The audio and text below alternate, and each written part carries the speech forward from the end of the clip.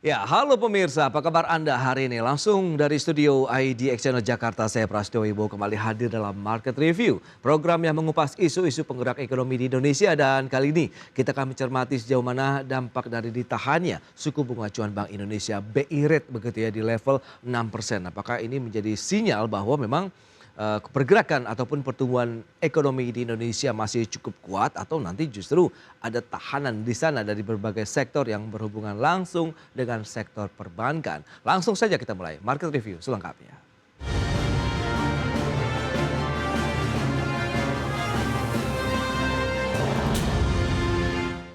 Bank Indonesia kembali memutuskan untuk mempertahankan BI Rate di level 6%. BI menilai keputusan tersebut tetap sejalan dengan fokus menjaga pertumbuhan dan stabilitas ekonomi, sehingga ruang penurunan suku bunga acuan ke depannya tetap terbuka. Rapat Dewan Gubernur Bank Indonesia pada bulan Januari memutuskan untuk mempertahankan BI Rate sebesar 6%. Suku bunga Deposit Facility sebesar 5,25% dan suku bunga Lending Facility sebesar 6,75%. Keputusan mempertahankan BI Rate dinilai Gubernur Bank Indonesia Peri Warjio tetap konsisten dengan fokus kebijakan moneter yang pro-stability. Peri mengungkapkan bahwa kebijakan tersebut sejalan dengan penguatan stabilitas nilai tukar rupiah serta langkah preventif dan forwarding-looking untuk memastikan inflasi tetap terkendali dalam sasaran 2,5 plus minus 1% pada tahun 2024. Sementara itu, kebijakan makroprudensial dan sistem pembayaran tetap pro-growth untuk mendukung pertumbuhan ekonomi yang berkelanjutan. Terus memperkuat bauran kebijakan moneter, makroprudensial dan sistem pembayaran untuk menjaga stabilitas dan mendukung pertumbuhan ekonomi yang berkelanjutan melalui upaya sebagai berikut. Pertama, stabilisasi nilai tukar rupiah melalui intervensi di pasar falas pada transaksi spot, domestic non-delivery forward, dan surat berharga negara (SPN) di pasar sekunder. Kedua, penguatan strategi operasi moneter yang pro-market untuk efektivitas kebijakan moneter, termasuk optimalisasi sekuritas rupiah Bank Indonesia (SRBI), sekuritas falas Bank Indonesia (SVBI), dan sukuk falas Bank Indonesia (SUVBI). Ketiga, penguatan kebijakan transparansi suku bunga dasar kredit SBDK dengan fokus pada suku bunga kredit per sektor ekonomi sebagaimana dapat dilihat di lampiran. Peri menambahkan bahwa kebijakan makroprudensial longgar akan terus ditempuh untuk mendorong kredit pembayaran perbankan kepada dunia usaha dan rumah tangga. Selain itu, kebijakan akselerasi digitalisasi sistem pembayaran, termasuk digitalisasi transaksi keuangan, akan terus didorong untuk meningkatkan volume transaksi dan memperluas inklusi ekonomi keuangan digital. Dari Jakarta, Raharjo Patmo, IDX Channel. Pemirsa, untuk membahas tema menarik hari ini, awal 2024 Bank Sentral kembali tahan BI Rate di level 6%. Kita sudah tersambung melalui Zoom bersama dengan Bapak David Sumual.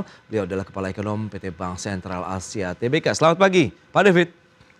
Selamat pagi Mas Pras, apa kabar? Kabar baik, terima kasih juga atas waktu yang disempatkan ini Pak David. Akhirnya tadi sudah disampaikan Bank Sentral begitu ya, mempertahankan kembali suku bunga acuan kita BI Rate begitu di awal tahun 2024 ini tetap di level 6%. Nah, sinyal-sinyal apa yang bisa ditangkap begitu dari ekonom dalam menyikapi langkah ataupun kebijakan yang sudah ditempuh oleh BI ini? Sebenarnya sudah dalam ekspektasi Mas Pras ya, bahwa kita itu melihat bahwa Bank Indonesia akan menahan karena dari sisi internal balance inflasi sesuai rentang kebijakan yang atau target dari Bank Indonesia sendiri kemarin di akhir tahun kita 2,6%. Oke. Sesuai dengan rentang target Bank Indonesia yang 2-4%. Lalu yang kedua juga dari sisi external balance kita masih relatif kuat ya, walaupun dari sisi ekspor kita turun ya dari 291 miliar dolar tahun 2022 ke 258 miliar dolar, tapi kita masih surplus cukup besar ya, tahun lalu sekitaran 36 miliar dolar ya. Jadi ini yang mendorong juga transaksi berjalan kita kinerjanya cukup baik ya, perkiraannya antara minus 0,1 sampai surplus 0,1% PDB ya, perkiraan ini datanya belum keluar. Ini mungkin data-data ini sekaligus juga sinyal juga yang diberikan oleh Fed bahwa mereka juga belum buru-buru untuk menurunkan ya. Ya. Jadi kalau di pasar ekspektasinya itu kalau kita lihat di pasar futures, itu pelaku pasar melihat Fed itu mungkin baru akan menurunkan di pertengahan. Walaupun memang ada suara-suara ya, bahkan dari salah satu dari 19 anggota board di Federal Open Market Committee atau FOMC itu juga ada juga yang menyatakan bisa saja Maret gitu ya. Tapi dominan masih melihat pertengahan tahun ini Oke. akan ada penurunan. Walaupun ini masih ada kemungkinan penundaan juga mengingat perkembangan terakhir juga, Mas Pras. Baik, ini kalau kita cermati tidak jauh berbeda berarti faktor yang dicermati begitu ya Bank Sentral Indonesia ataupun juga di Amerika Serikat terkait dengan eskalasi dari geopolitik begitu ya di kawasan Timur Tengah sana begitu ya di Teluk begitu. Anda melihat sejauh mana juga tahun 2024 ini menjadi satu juga kondisi yang akan tetap diperhatikan oleh dunia perbankan khususnya Bank Sentral?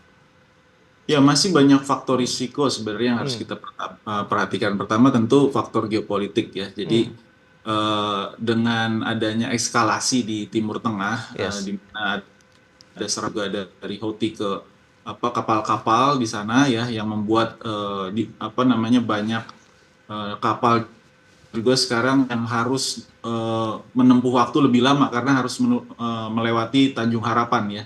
Jadi 2-3 minggu dan ini akan menambah ongkos produksi dan ujung-ujungnya juga akan mempengaruhi harga jual tentunya untuk produk-produk yang dijual baik di Asia maupun di Eropa ya, maupun juga di belahan dunia lain. Oke. Lalu yang kedua juga pengaruhnya ke harga minyak ya. Sejauh ini memang harga minyak masih relatif terkendali ya, karena memang dari sisi produksi ini masih tipis, saya lihat datanya itu sedikit lebih tinggi dari sisi konsumsinya karena memang permintaan globalnya kan belum pulih sepenuhnya. Tapi ke depan kalau misalnya eskalasinya berlanjut tentu ini bisa saja mempengaruhi inflasi global ya, karena harga-harga tadi bisa saja terpengaruh dari kenaikan harga minyak maupun juga ongkos input. Yang kedua juga pengaruhnya nanti ke suku bunga Fed ya, bisa saja ada penundaan. Karena kita lihat di data Desember pun inflasi Amerika ternyata meningkat lagi dari 3,1 di November naik ke 3,4%. Itu kenapa juga market kemarin sempat bergerak risk off lagi di emerging market ya, karena khawatir Fed-nya ada statement lain ya di meeting-meeting berikut yang bisa saja dikhawatirkan menunda penurunan suku bunga yang saat ini diekspektasi di bulan Juni. Itu dia. Berarti seberapa besar sih dampak dari kondisi global tadi terhadap perekonomian Indonesia khususnya begitu ya Pak David kalau kita lihat, sehingga ini ya mungkin memperkecil juga peluang untuk diturunkannya dalam waktu dekat ini untuk BI rate kita. Ya, kalau dari sektor real sebenarnya faktor eksternal itu kalau kita lihat dari sisi ekspor dan impor memang lebih kecil ya. Kita lebih tergantung pada faktor domestik ya, karena hampir 60% ekonomi kita didorong oleh sektor konsumsi domestik. Tapi tetap apa yang terjadi di luar ini tentu akan berpengaruh ya. Kita tahu tahun ini banyak election di banyak belahan negara di Eropa, termasuk di Amerika nanti di bulan November, dan itu juga tentu akan mempengaruhi pergerakan variabel-variabel terutama di pasar finansial ya. Apakah pelaku-pelaku di pasar finansial maupun pasar modal akan melakukan wait and see misalnya, menunggu election di Amerika misalnya, dan juga faktor geopolitik, dan terakhir juga mungkin yang harus kita cermati karena kita punya kaitan erat sektor real kita juga dengan kondisi ekonomi China ya. Kita tahu China ini juga sekarang masih melambat ekonominya dan bukan mengalami inflasi, bahkan sekarang mereka mengalami deflasi sudah 3 bulan berturut-turut. Tentu akan banyak pengaruh tentunya ke ekonomi kita yang memang korelasinya relatif erat dengan ekonomi China juga. Ya, lantas sektor-sektor apa saja di dalam negeri ya yang mungkin akan terdampak langsung dengan tetap ditahannya suku bunga acuan kita di level 6%. Kita akan bahas nanti di segmen berikutnya Pak David, kita akan jeda dulu sebentar. Dan pemirsa, pastikan Anda masih bersama kami.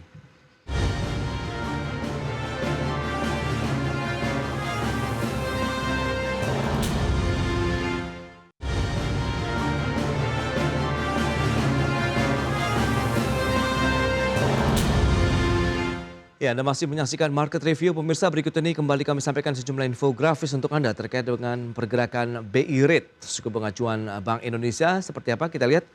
Ya, pada 21 September 2023 posisi masih di 5,75%. Kemudian 19 Oktober Bank Indonesia menaikkan suku bunga acuan BI Rate menjadi 6% dan ini tetap dipertahankan levelnya sampai dengan 17 Januari 2024 di awal tahun 2024 ini. Berikutnya, bagaimana dengan pergerakan inflasi yang juga memang menjadi domainnya dari Bank Indonesia? Agustus tercatat 3,27%, September 2,28%, kemudian di bulan Oktober naik lagi menjadi 2,56%, November 2,86%, dan di bulan Desember turun lagi menjadi 2,61% untuk pergerakan inflasi. Dan selanjutnya bagaimana dengan pergerakan nilai tukar rupiah terhadap dolar Amerika? Masih bertahan ataupun tetap berada di atas 15 ribuan. Ya, di 17 Januari 15.639 untuk pergerakan nilai tukar rupiah. Baik, kita akan lanjutkan kembali perbincangan bersama dengan Bapak David Sumual, Kepala Ekonom Bank Sentral Siap, TBK. Baik, Pak David, kita akan lanjutkan kembali. Kalau dilihat dengan beberapa data tadi yang sudah disampaikan, sebenarnya secara fundamental kita ini masih cukup baik begitu kondisinya, Pak. Sehingga ini menjadi suatu hal yang mungkin penguat juga nih untuk Bank Indonesia tetap mempertahankan suku bunga acuan di level 6%. Ya, untuk mencapai pertumbuhan target 5% atau lebih, ya memang yang dibutuhkan stabilitas. Dan sejauh ini kita lihat memang inflasi ini bisa kita kendalikan ya. Negara-negara lain inflasinya bukan main, ada yang 40%, bahkan ratusan persen. Dan bisa dikatakan di era periode Fed menaikkan suku bunga ini memang kita perlu waspada, Mas Pras ya. Karena beberapa negara sudah berguguran ya. Tahun lalu kita tahu Sri Lanka, Lebanon, Pakistan juga bermasalah, beberapa negara Afrika dan Argentina juga ya, Turki. Nah, ini kita perlu waspada. Tapi sejauh ini kita melihat dari sisi kurs tadi masih sangat stabil ya, dan ini jadi faktor pertimbangan tentu dari Indonesia apakah mereka akan menahan atau menurunkan ya. Jadi kalau sejauh ini kita lihat secara fundamental kita bisa tumbuh cukup baik, dan tadi dari angka ekspor relatif baik, dan kita berharap sebenarnya ada revisi ke atas dari rating kita ya. Saya beberapa kali bertemu dengan rating agency, nah ini saya tanyakan mengapa fundamental kita ini kan cukup baik ya. Belum ada perubahan, hanya baru satu ya yang mengubah outlook kita menjadi positif, itu RNI, tapi yang lain lembaga-lembaga rating agency yang lain ini masih menahan ya, padahal fundamental cukup baik. Nah, kelihatannya memang ada faktor lain yang mereka juga amati selain faktor indikator makro ya. Jadi indikator institusional ini juga diperhatikan tampaknya. Jadi mungkin PR juga ya, institusional regulatory ini juga diperhatikan. Dan ini mungkin jadi PR buat calon presiden yang sekarang sedang bertarung untuk memperbaiki juga, sehingga kita bisa segera menikmati kenaikan rating ya. Kalau kita lihat kan negara-negara tetangga kita, emerging market yang lain, rating walaupun fundamentalnya mungkin mirip-mirip dengan kita, tapi ratingnya sudah lebih baik dari kita. Nah, kalau rating lebih baik, kita berharap arus modal ke dalam negeri juga lebih kencang lagi ke depan. Nah, dalam upaya untuk mungkin nanti meningkatkan lagi rating Indonesia begitu ya, terkait dengan kinerja dan secara fundamentalnya, Anda melihat bagaimana dengan level 6% yang dipatok saat ini begitu oleh Bank Indonesia? Apakah sudah cukup nyaman begitu, cukup diterima begitu dengan terbuka oleh dunia usaha? Ya, sejauh ini kita lihat memang pertumbuhan tadi masih stabil sekitaran 5%, dan memang kita dari sisi belanja pemerintah memang ya waktu itu agak telat ya. Jadi baru di kuartal 4 itu cukup kuat. Nah, ini yang sebenarnya mengganggu pertumbuhan di 2023 yang kemarin. Tapi ke depan kita melihat 6% ini masih relatif memadai ya menghadapi kondisi global maupun juga domestik ya. Dan satu hal yang menarik sebenarnya di tengah kenaikan suku bunga patokan bank sentral, itu pengaruhnya ke suku bunga kredit tahun lalu tidak terlalu signifikan. Kalau saya perhatikan data dari untuk suku bunga kredit modal kerja maupun kredit investasi itu hanya naik antara sekitar 100 120 sampai 170 basis point. Oke. Bahkan untuk kredit konsumsi itu malah menurun. Ini fenomenal yang cukup aneh ini. Oh iya, iya, iya. Jadi untuk kredit konsumsi secara agregat ya kita lihat ada penurunan ya beberapa basis point, dan ini mungkin ada kaitannya juga dengan persaingan yang relatif ketat ya. Oh, mereka Jadi lebih mengutamakan profit dan memangkas margin begitu sepertinya. jadi untuk kredit konsumsi ya termasuk KPR, kredit Iya. untuk kendaraan bermotor, ini kelihatannya belum banyak lembaga keuangan maupun bank yang berani menaikkan walaupun suku bunga banknya naik. Jadi Iya. ini juga mungkin kondisi pasar yang relatif ketat juga ya, dan ini mungkin fenomena jarang juga terjadi di periode-periode sebelumnya. Oke, tapi ataukah disebabkan juga karena banjir insentif yang diberikan oleh pemerintah? Kalau kita lihat sektor-sektor strategis tadi begitu kan, ada properti, otomotif yang multiplier efeknya ini kan banyak begitu turunannya. Ya, tahun lalu kita tahu masih berlanjut ya insentif-insentif yang diberikan pemerintah, Ya. bahkan terakhir ada insentif pajak juga ya yang diberikan oleh pemerintah ya, dan ini memang paling tidak bisa menjaga lah, jangan sampai sektor-sektor yang kita sebut durable goods ya, Oke. properti, elektronik, kendaraan, ini jangan sampai sentimennya negatif gitu ya. Dan ini terbukti masih bisa bertahan. Jadi untuk dari sisi mobil, motor kita lihat sudah ada pemulihan, walaupun untuk motor kelihatan belum balik ke posisi pra-pandemi. Karena kalau kita lihat kendaraan ini juga erat kaitannya dengan biasanya pergerakan harga komoditas juga ya. Jadi Oke. di tahun-tahun di mana harga komoditas cukup baik, biasanya kendaraan ini juga terpengaruh positif ya. Dan Oke. tergantung komoditas mana juga, CPO atau batu bara ya. Biasanya CPO ini lebih berpengaruh ke motor biasanya. Kalau Oke, batu baik. kendaraan-kendaraan niaga biasanya seperti itu. Baik, kalau memang dari analisis Anda, Pak David, bahwa level 6% ini masih memadai ya untuk bisa menggerakkan, menggeliatkan lagi aktivitas perekonomian di dalam negeri. Nah, lantas bagaimana dengan potensi pertumbuhan ekonomi Indonesia di tahun 2024 ini dengan kondisi tadi, BI rate di 6%, kemudian inflasi yang masih tetap terjaga, nilai tukar rupiah kita juga yang masih stabil lah di 15 ribuan tadi kan? Untuk Ya. Indonesia kelihatannya belum bisa mengandalkan eksternal ya, kelihatannya masih penuh tantangan tahun Oke. ini ya. Jadi memang kembali harapan kita itu adalah dari sisi domestik. Oh, Dan masih ya. saya melihat cukup kencang belanja pemerintah di akhir tahun lalu, dan ini masih kelihatannya berlanjut ya di awal tahun ini. Jadi ini satu harapan yang bisa mendorong kita yakin bahwa Ya. di kuartal 1 pun dari sisi belanja mudah-mudahan polanya tidak seperti tahun lalu ya, yang kencang di akhir tahun. Jadi mulai awal tahun ini mulai ada ya, terutama yang untuk masyarakat bawah dan Oke. juga proyek-proyek tuh tetap jalan. Itu pertama. Yang kedua, kita berharap dari beberapa komoditas ya, seperti batu bara kan tahun lalu tuh di bulan Januari Februari itu agak rendah harganya. Jadi faktor low base effect ini juga bisa menggerakkan Oke. pertumbuhan juga ya di awal-awal tahun ini. Oke. Dan Dan sejauh ini kan belum ada sinyal-sinyal juga untuk indikator global seperti suku bunga Fed dan lain-lainnya juga masih stabil paling tidak di paruh oke. pertama tahun ini. Baik, dan tahun politik, tahun pemilu begitu di 2024 ini kan ya mungkin dilaksanakannya di awal tahun juga. Apakah itu bisa menjadi booster? Kita bahas nanti di segmen berikutnya. Pak David, kita akan Ya. jeda kembali sebentar, dan pemirsa kami akan segera kembali usai pariwara berikut ini.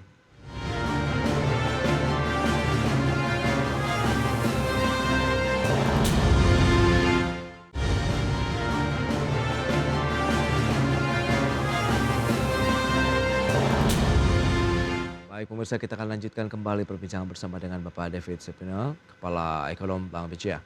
Ya, Pak David, kita akan lanjutkan kembali. Ini bicara mengenai kondisi di dalam negeri begitu. Memang domestik masih menjadi andalan, tapi bagaimana dengan pergerakan dan fluktuasinya? Kalau kita lihat juga dengan BI rate sendiri begitu, potensi untuk diturunkan begitu, apakah juga akan tetap terbuka, dan bagaimana dengan belanja di tahun politik begitu yang kebetulan eventnya juga di awal tahun begitu? Untuk diturunkan kelihatannya mungkin belum dalam waktu dekat ya, karena memang kita khawatir tadi kan kondisi global, Ya. terutama kondisi geopolitik di Timur Tengah yang bisa sewaktu-waktu bergerak kurang positif gitu ya. Oke. Satu ya, dan juga tentu inflasi yang akan juga diwaspadai ya, kredit, pergerakan pertumbuhan kredit. Dan saya melihat mungkin peluang penurunan itu terbuka lebar ketika misalnya bank-bank sentral global, terutama Fed itu mulai menurunkan suku bunga ya. Jadi pertengahan tahun ini kan perkiraannya akan ada Oke. penurunan suku bunga. Nah di saat itu mungkin bisa diikuti juga dengan penurunan suku bunga dari Bank Indonesia ya. Nah, terkait dengan belanja pemerintah dan ini memang kelihatannya tadi yang seperti saya sebutkan di depan itu masih akan berlanjut ya sampai awal tahun ini. Dan ini tentu akan menggerakkan sektor-sektor yang terkait ya, terutama dengan aktivitas pemerintah. Termasuk juga pemilu ini juga sebenarnya kalau kita lihat kan data dari berbagai lembaga ya itu Oke. juga mempercepat peredaran uang ya, dan juga kita lihat kan untuk berkampanye dan lain-lain itu perlu dana yang besar dan ini berputar sebenarnya di masyarakat, dan sektor-sektor yang erat kaitannya dengan pemilu itu akan terdampak positif ya, dan ini juga akan menggerakkan kuartal 1 di 2024 ini, dan saya pikir kuartal 1 2024 ini kelihatannya pertumbuhannya akan lebih baik ya daripada kuartal 1 tahun lalu. Oke, dan komoditas pangan lah sepertinya yang memang sangat sensitif ya terkait dengan pergerakan inflasi, beras, cabai merah, cabai rawit, bawang putih, daging ayam ras begitu. Anda melihat bagaimana? Apakah ini masih akan menjadi tantangan tersendiri lagi di tahun 2024 ini? Ya, terutama beras ya. Tahun lalu kan kita tahu harga beras naik bukan main, double digit ya. Kita nggak bayangkan kalau misalnya kita tidak melakukan antisipasi dengan impor lebih awal ya. Kita impor cukup besar untuk beras tahun lalu. Oke. Mungkin inflasi jauh lebih tinggi. Dan kita tahu kan inflasi yang rendah ini modal juga untuk kita membangun ya, stabilitas kita harus jaga. Nah, mungkin untuk awal tahun ini juga yang kita perlu waspadai, walaupun sekarang cuaca basah ya, mungkin kembali ya, apakah kembali kondisi El Nino terjadi seperti tahun lalu. Tahun lalu kan kita sejak bulan Mei sampai November kering ya. Iya. Itu mempengaruhi panenan tentunya. Jadi saya pikir stabilitas harga ini jadi penting, dan saya pikir sejauh ini memang strateginya sayangnya masih dari sisi import ya. Kita sebenarnya ingin bagaimana mendorong produktivitas untuk produk-produk pangan tersebut ya. Tapi mau nggak mau ya memang untuk menjaga stabilitas, kalau diperlukan impor ya kita harus impor, karena stabilitas ini nomor satu untuk kita kemudian bisa mendorong produksi atau produktivitas kita ke depan. Baik, Pak David, ini terkait lagi dengan BI rate begitu, di mana Bank Indonesia memproyeksikan pertumbuhan kredit perbankan di tahun ini kan kisarannya 10 sampai dengan 12%. Kemudian Otoritas Jasa Keuangan juga menilai proyeksinya kemungkinan bisa tercapai. Nah, bagaimana nih dari proyeksi ataupun tanggapan Anda nih, Pak David? Ya, di tengah kenaikan suku bunga tahun lalu ya, masih naik sampai akhir tahun kan 6% ya. Ternyata pertumbuhan kredit juga tahun lalu cukup baik ya. Baru diumumkan kan oleh Bank Indonesia kemarin itu 10,38%. Jadi masih dalam kisaran Bank Indonesia 9 sampai 11%. Tapi memang yang menjadi persoalan itu adalah DPK. Dana pihak ketiga itu sampai November itu hanya kisaran 3%. Walaupun saya perkirakan mungkin di Desember ini bisa mengarah ke 4% bahkan lebih ya. Karena tadi belanja pemerintah kan kuat sekali di Desember. Ya. Jadi ini pasti berpengaruh ke dana pihak ketiga. Nah, untuk tahun ini saya melihat juga peluang kita untuk tumbuh kreditnya di tengah nanti kemungkinan juga akan ada penurunan ya, dan saya biasanya melihat setelah penurunan BI rate itu biasanya akan ada dampak 6 sampai 12 bulan lah paling tidak ke kredit maupun ekonomi real secara keseluruhan ya. Jadi saya melihat juga mungkin untuk pertumbuhan kredit berpeluang untuk double digit ya tahun ini ya, dan juga DPK harusnya lebih baik. Tapi DPK ini masih subject to bagaimana juga perkembangan komoditas, karena erat sekali ya korelasi antara pertumbuhan dana pihak ketiga dengan perkembangan ekspor komoditas kita juga. Oke, berarti tetap sebenarnya optimis ya terkait dengan pertumbuhan ekonomi Indonesia dengan level BI rate di 6% pun masih tetap bisa menggerakkan aktivitas industri, usaha begitu ya di tanah air. Pak David, terima kasih banyak atas waktu dan sharing yang sudah Anda sampaikan kepada pemirsa. Selamat melanjutkan aktivitas Anda kembali. Salam sehat, Pak David. Salam sehat, Mas Pras.